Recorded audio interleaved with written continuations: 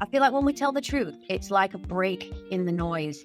It's sort of like it's like a dagger through a curtain, and it like opens things up. And I feel like when we're honest with each other, it creates connection.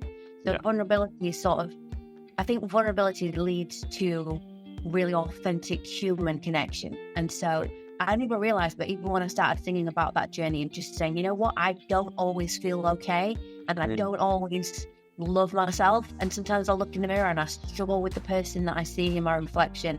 When I started saying those things, it was like people started to scramble to find me, to come and say, I feel the same, thank you for being honest. And because we need to invite God into our struggle, rather than just pretending that we're not struggling. We need to invite him into the journey. And that's where that relationship deepens. What does it profit a man to gain the whole world but to lose his soul? Sure. And I had everything that the world could give me, but I was a lost soul. And right in that moment, I just literally just said, Jesus, help me. Yeah.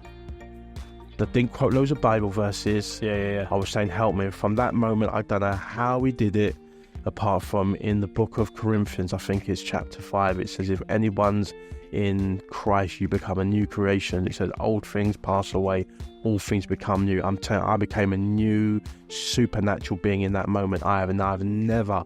Next month, I celebrate 25 years. Yeah. 25 years, by the grace of God, I'm still here. I mean, I'll be honest, I think I was really naive about grief before.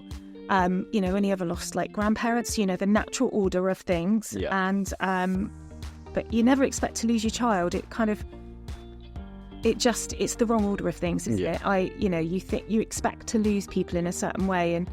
And it really, this last year has been really hard, really painful. We miss James every hour of every day, and we long for him to be back. We're disappointed he's not here with us, and there's things that we do as a family where we feel, if only James were here kind of thing. But his personality and his character was very much like you seize the day. You go out, you make the most of it, what you're waiting for. And often now there's times when I could almost hear him on my shoulder going, oh, Mum, just get on with it. Just do it, make the most of it. But it has been a really dark time. It has been really difficult. I think I was very naive about grief. He stood up and with a Yorkshire accent started to speak how much in love he was with Jesus. As he said that, something in my heart twanged. And I could feel the presence of something. I didn't know what it was. Yeah, right. But all I could feel was, tears began to fall down my face until there was racking great sobs. The words were coming out of my mouth and I can't forget it. I said, I'm so sorry, God, I didn't know you were there. Wow. Please forgive me. Wow. That's what the devout atheists are saying. But the other challenge is the dishonesty of the church. And we talk about social media, people put out there their best side, but we do that time and time again. Yeah. And I've let it happen in this interview. Yeah. You've twice now referred to me as a young surfing bishop. Somehow that went out in my bio that I'm a surfer.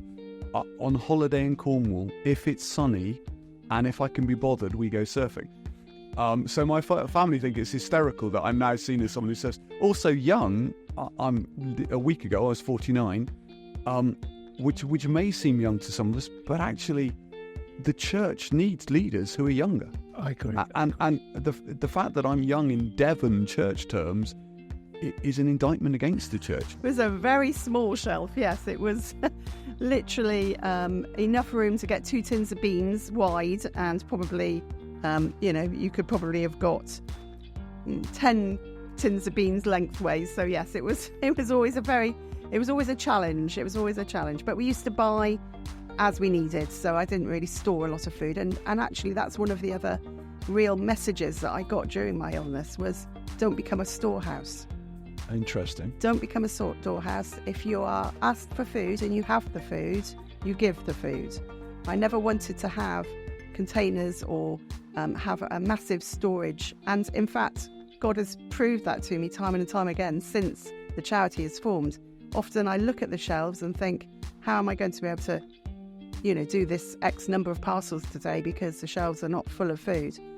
But I always can. I think, firstly, it's a ridiculous idea to write a book on humility. And obviously there's lots of gags. And then get into lots of radio interviews saying... I know. And it's... awkward thing I've ever done. And then trying to sell a book on humility, that's even worse. Yeah. But I guess it's interestingly, as I began to explore and research, there's not a lot of books solely on humility, probably for that awkward reason. Yeah, okay. There's a lot of discipleship books that might have a chapter on humility, but not a whole book. And I guess for me, I've written it not because I think I'm humble, like that would be ridiculous. There's a quote at the Definition end of of the book. irony. Yeah. Well, R.T. Kendall said, as soon as you think you're humble, you've just lost it. Yeah.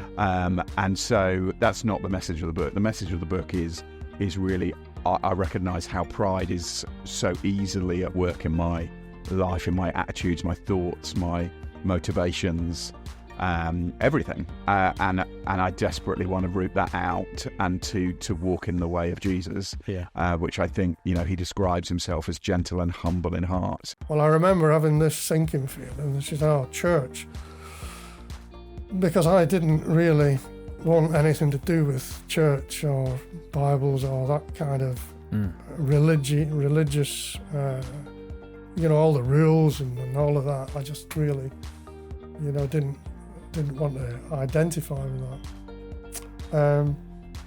But anyway, to just fast forward a little bit, she said, well, there is a course called an Alpha course.